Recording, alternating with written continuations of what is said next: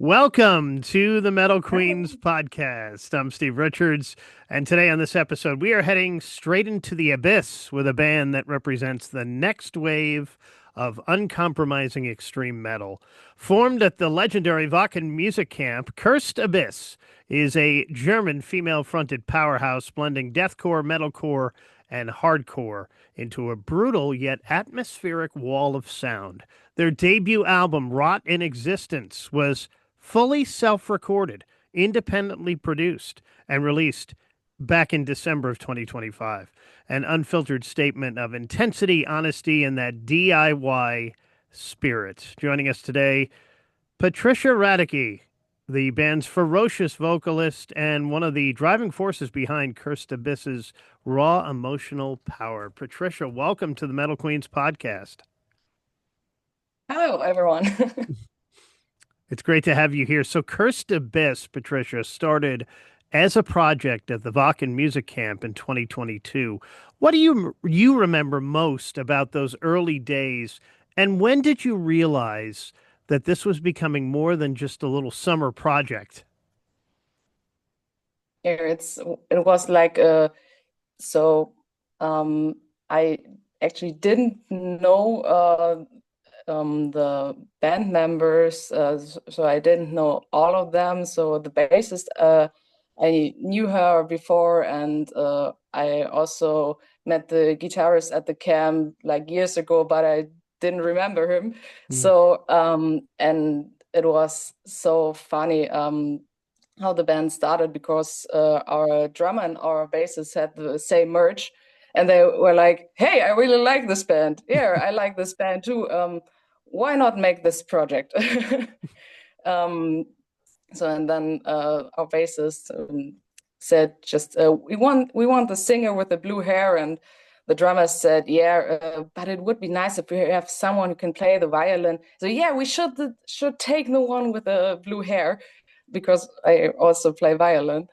Yeah, and that's how it all came together, and it was like a really kind of strange atmosphere because we were so familiar in writing songs and just understanding each other. And the campus, like about a week, so 8, 9 days, and maybe at day 4 or 5, I was like, it would be so sad if we just break the project after the camp, and was talking to our bassist, and she had the same feeling. And then at the last day of the recording, we were like, okay, now all emotions out, boys, what do you think? Let's keep going. And there was like, yeah, why not? And so uh, the project just took over. Where did the name come from, Cursed Abyss? We were searching for names that are not that yeah, not that typical, and we had some inspiration at Paleface with and Lorna Shore, and actually Abyss does not come from Lorna Shore. And then later they released Of the Abyss, and we was like, now everyone thinks we're just copying Lorna Shore, but we don't. That part does come from Paleface Swiss, and How we're did you just mixing up some song titles, just catching some inspiration, and then we just came out with Cursed Abyss and was like, yeah, that sounds brutal enough for us. Patricia, how did you get started in music? Was music big in your house growing up? Yeah, kind of just so my parents does not play any instruments, but sing. And then when I was like 3 years, I went to the music school, and 3 years later, I at 6, I started playing the violin because I saw someone playing at the street the violin when I was in Vienna, and then I was, Mom, I want to play violin. She was like, it's so difficult. But I was like, no, I just I want the violin and no other instruments. And so I came to the violin and yeah, Mhm. I played till now. Then later, the piano joined and also singing lessons for classical music. And I was 4 years in a choir. And yeah, so music is a very big part of my life. And yeah, was really supported by my family. I see you're wearing an Arch Enemy shirt there. Is that one of your influences?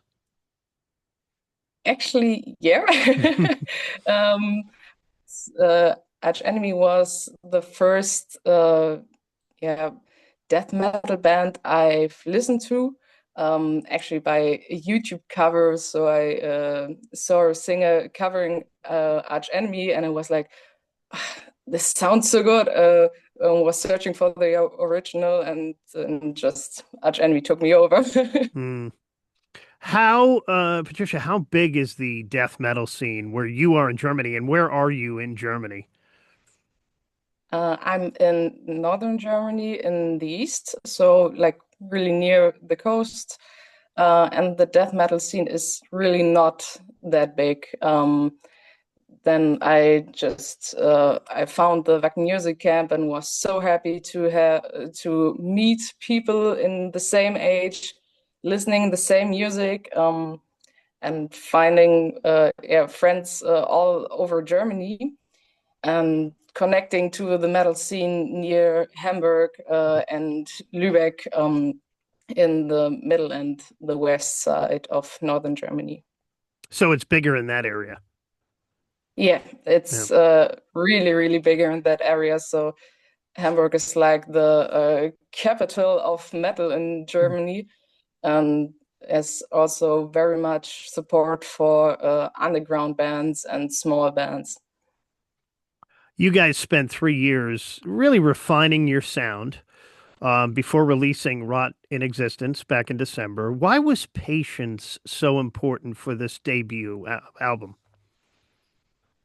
Because we just put all our heart in that, and we didn't want to write just songs straight ahead and just having a full album and releasing them and saying, okay, the next one is getting better, because we just released whatever was possible at that stadium. So that's what not the thing we were searching for. We would just want to put perfection into every song and just taking the time for every song. And when we just didn't have inspiration at some point, we was like, okay, then the project album has to wait, and we'll just make it yeah, perfect for us. And I think that's what we reached with the album. Was there a particular track on the album that felt the most emotionally intense or challenging for you to record vocally? um Most intense was I think New Era, because Mm. that's the first song we written and we wrote it at the Wacken Music Camp and recorded the song there, and then we just did a record, like a re-record, and it was yeah, almost a one take, and but it was yeah. Um, some memories came back when recording that, and just yeah, the whole beginning of the band, and that was a very emotionally intense for me. But the most difficult song for me, I guess, is Vivid Disgrace, because it's really fast and I just don't have much breaks to breathe. So just like try to breathe in as much air as you can, and then just Go. bleeding forward. And The record, as I mentioned in the introduction, was self-recorded. and independently produced. That's a big undertaking. What did that DIY process teach you as an artist? Um, I was really blown away by how different the songs sound when you record them and then when they're mastered, but also just we had some demo versions to practice for us, and then just really hearing the whole song coming together just piece by piece and adding the drums, the guitars, the bass, and the strings and the voices, the vocals.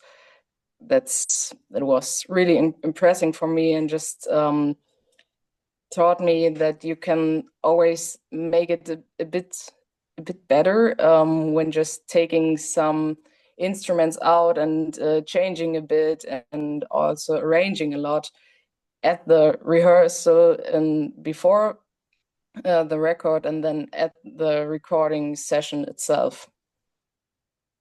Well, Patricia, the debut album is out now. So, what are the plans for the future here? Some live shows coming up, and I understand too you're already working on new material. Yeah, that's right. We are ready to work on new material, and we also yeah are straight onto other projects and hoping to have some live shows this year. We're already yeah I maybe they I guess I cannot talk about this now, but we are just we're really excited for this year, what is coming, and which stage we're gonna be at. Yeah, so That's all you can we are, say right now. Yes. that's all what I can say right now. We are hooked for this year, so I have a feeling we're yeah. going to see them on a pretty big stage. That's all I'm going to say. But you'll have to follow them on social for more on that. Hopefully, that'll be announced soon. So, more new music to come and a bunch of tour dates as well. Make sure you check out Curse Davis's debut album, Rot in Existence. It's great. It's out now, fully independent. If you're into crushing breakdowns, dark atmospheres, and music that hits both emotionally and physically, this is one you don't want to miss. Patricia, thank you for joining me here on the Metal Queens podcast. Thank you for having me here. It's great to have you. And make sure you follow Cursed Abyss on social media. Keep an eye out for those upcoming live shows as well. And thanks for watching the Metal Queens podcast. Like it, share it, subscribe to it, write a review. I'm Steve Richards, and I will talk to you again next time.